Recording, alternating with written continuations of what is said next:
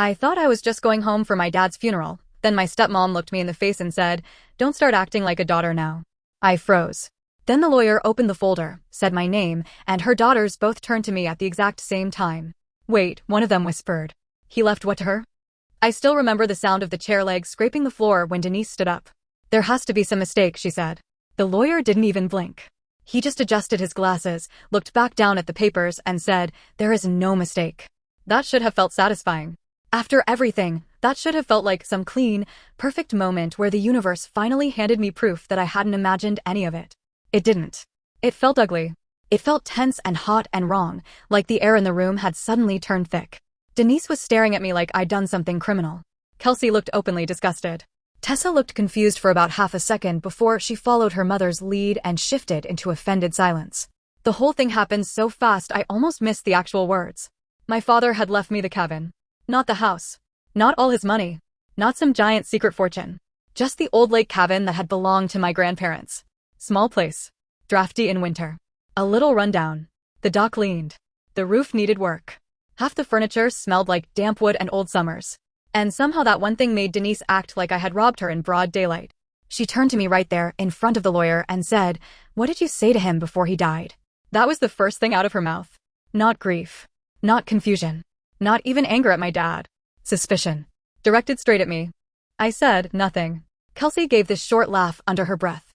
"Sure." Tessa crossed her arms and stared at me like she was waiting for me to confess to forging documents. The lawyer tried to continue, but from that point on, nobody cared about anything else.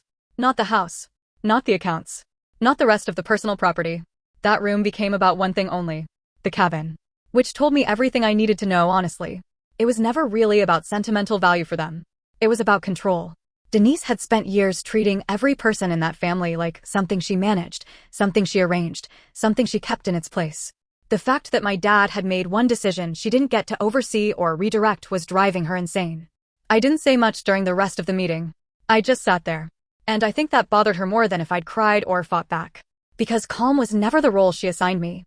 In Denise's version of the family, I was always the difficult one. The sensitive one. The one who misread things. The one who held onto old hurts. She built that story over years, one tiny moment at a time, until everybody around US got used to hearing it. The thing is, if you had met her casually, you probably would have liked her. That was the genius of Denise. She never came at me in a way that looked dramatic from the outside. She was organized, controlled, measured. She used calm words and polite tones and little sad sighs. She knew exactly how to say cruel things in a way that made me sound unstable for reacting to them. She married my dad fast. Way too fast. My mom had been gone for 2 years when Denise showed up, and I think my father panicked at the silence in the house. He was the kind of man who couldn't stand emptiness. Denise came in with casseroles and sharp little smiles and 2 daughters a few years older than me, and suddenly everybody around us was acting like we were some success story. Blended family. Fresh start. Good for all of you. Yeah, great. From the beginning, the rules were different. Not just slightly. Obviously. I had curfews. Kelsey and Tessa didn't. I had chores every day. They had responsibilities, which somehow mostly meant doing the bare minimum when Denise was in the mood to notice. I had to ask permission for everything. Sleepovers. School events. Hanging out after class. Trips to a friend's house. Everything was a process for me. For them, plans just happened. I got my phone checked. They got privacy. If I got upset, I was disrespectful. If Kelsey snapped at someone, she was stressed.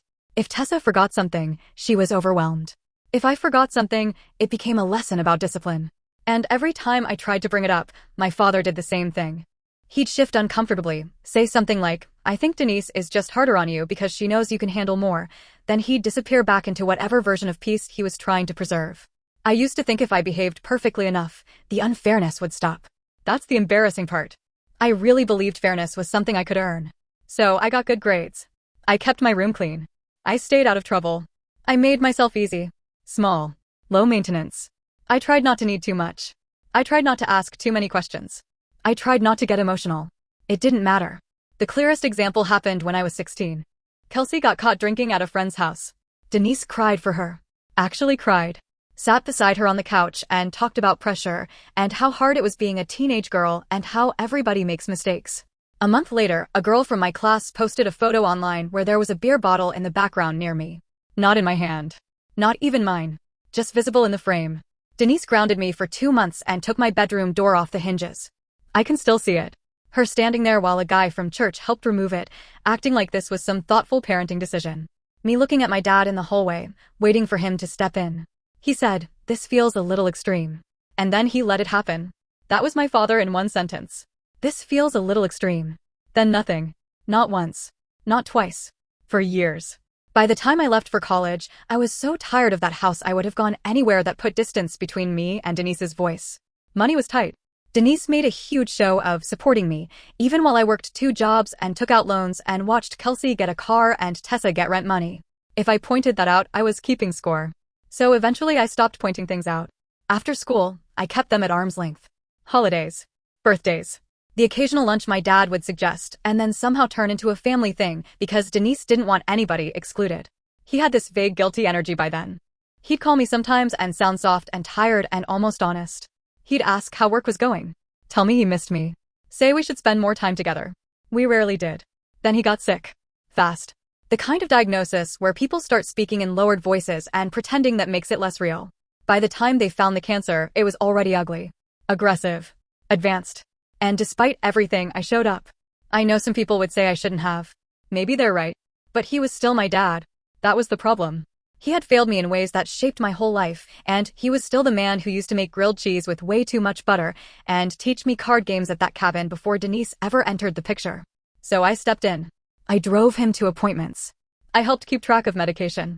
I sat with him through chemo. I ran errands. I did paperwork. I did the practical stuff nobody praises because it isn't dramatic enough to get noticed.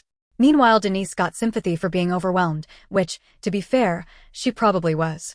Kelsey and Tessa showed up once in a while with coffee and concerned faces and got treated like saints. I could spend all day helping and still get corrected for folding something wrong. Same family. Same pattern. Even at the end. One night near the end, Denise left the hospital room to get food, and my dad asked me to stay. He looked terrible. Smaller somehow. Stripped down. Like illness had peeled away all the noise and left the version of him that had run out of excuses. For a while he just stared at the blanket. Then he said, "I know I should have done more." That was his opening line. Not, "I'm sorry." Not, "Thank you for being here." Just that. I remember laughing once under my breath because it was such a ridiculously small sentence for such a huge failure. He heard it. He didn't get defensive. He just nodded and said, "I thought if I kept the peace, I was protecting everybody." I still didn't say anything. Then he said, "Mostly I was protecting myself." That was the first truly honest thing I'd ever heard him say about our family. I asked him why he never chose me when it mattered. He closed his eyes, and for a second I thought he was going to dodge it again. Give me some softened version. Something cowardly and careful. Instead he said, "Because choosing you would have cost me my marriage." I don't think I'll ever forget hearing that out loud. It wasn't news exactly. Not really. I had known it in the way you know something without wanting to put words on it. But hearing him admit that he had weighed my childhood against his own comfort and chosen himself every time did something permanent to me. It made me cold. Then he told me about the will. He said he'd changed it months earlier. Denise knew there was a will, but not the details. He told me he had left me the cabin. I just stared at him. He said he wanted me to have one thing that was untouched by all of it. That was his phrase. Untouched by all of it. The cabin had been the only place in my childhood that felt peaceful. Before Denise. Before the constant tension. Before every room in that house started feeling like it belonged to somebody else more than it belonged to me. At the cabin, my father had been different too. Lighter. More like himself. We'd fish off the dock, play cards at the kitchen table, eat burnt grilled cheese on the porch, stay up too late listening to rain hit the roof. Then Denise decided the place was inconvenient. Too expensive. Too much work. Too far. And, just like that, we stopped going. I asked if she knew he was leaving it to me. He said no. Then he said, "Please don't tell her yet." And that was the thing, even then. Even while dying.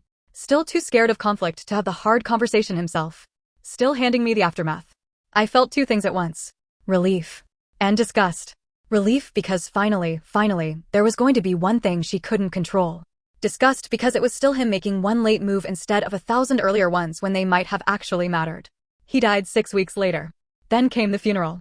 Then the lawyer. Then Denise in the parking lot after the reading, moving toward me with Kelsey and Tessa behind her like a wall. "You are not keeping that cabin," she said. I had my hand on my car door. I turned around and looked at her. "He left it to me." "He was sick," she snapped. "He was vulnerable." Kelsey cut in. "You were always alone with him near the end." I looked at her. "You mean because I was helping?" That shut her up for a second. Tessa folded her arms and said, "He wouldn't want the family divided like this." I think that was the moment something in me finally broke loose, because instead of shrinking like I always used to, I just looked at all three of them and said, "The family was divided a long time ago. You just liked which side you were on." Denise's face changed instantly. If you've ever seen someone realize they're losing control in real time, you know the expression. Not sadness. Not even anger, really. More like panic dressed up as indignation. "After everything I did for you," she said. And I laughed. Actually laughed. Small, but enough. Because what exactly had she done for me? Monitored me? Corrected me? Made me feel like an intruder in my own home? Spent years treating fairness like some luxury I hadn't earned? I said, "I'm not signing anything." Then I got in my car and left. She called me for days after that. First furious. Then pleading. Then sweet in that fake, stomach-turning way she used when she wanted to sound maternal in front of other people. She said the cabin was meant for family. She said my dad wouldn't want this. She said if I was a decent person, I'd split it or transfer it or let them use it whenever they wanted. At one point she actually said, "You know, I always tried to do what was best for you." I nearly dropped the phone. I stopped answering after that. A week later, the lawyer called me back. My dad had left a letter for me. Nothing legal, just personal. I sat in my car and read it with the engine off. It was the most honest thing he had ever given me. He wrote that the cabin was mine because it held the only memories he had of being the father I deserved before he got weak and let everything become about keeping Denise happy. He wrote that he knew she would be angry. He wrote that if I kept it, I should keep it without guilt. Without guilt. That line broke me. Not because it fixed anything. It didn't. Dead honesty does not repair a living childhood. It doesn't put the door back. It doesn't undo years of being told I was too sensitive for noticing obvious favoritism. It doesn't give me back the version of my father who might have protected me if he'd been braver. But it did kill the last lie I'd been carrying. The lie that maybe I had imagined some of it. Maybe it wasn't that bad. Maybe he didn't know. Maybe I was unfair. No. He knew. He knew, and he said nothing because saying something would have cost him. So I kept the cabin. I fixed the roof. Repaired the dock. Painted the inside. Hauled out ruined furniture. Scrubbed mildew off old walls. Opened every window and let years of stale air leave. The first night I stayed there alone after the work was done, I sat on the porch with a blanket around my shoulders and listened to the water. No voices. No tension. No one correcting my tone or asking where I'd been or acting like peace was something I had to earn. Just quiet. Real quiet. And I cried harder there than I did at the funeral. Not because I missed Denise. Not because I wanted us all back together. Not even because I was suddenly full of forgiveness for my father. I cried because peace feels different when you've had to survive for it. I cried because I finally understood that what I had wanted all those years was never even that much. I hadn't wanted perfection. I hadn't wanted to be the favorite. I had wanted one adult in that house to look at what was happening and say, "No, this stops here." That was all. He never did it in time. But at the end, he left me the one place where I remembered being loved before everything got twisted. Denise still tells people I stole from her. Some relatives believe her. Some don't. Kelsey hasn't spoken to me since. Tessa texted once asking if she could use the cabin for a birthday weekend because Dad would have wanted us to move forward. I deleted it. And here's the truth, I don't dress up to make myself sound better. Part of me is glad Denise hates this.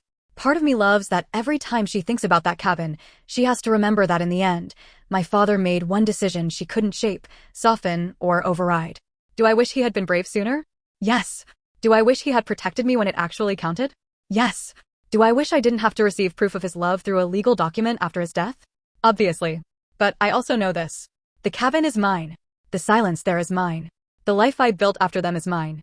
And some nights I sit on that porch when the lake goes dark and the air turns cold, and I talk to him in my head, not like a child anymore, not like someone still waiting to be picked. I tell him I know what he did wrong. I tell him I know what he was. I tell him I know he loved me anyway, just not bravely enough. And then I tell him something I never thought I'd get to say. She didn't win. Not completely. Not in the end.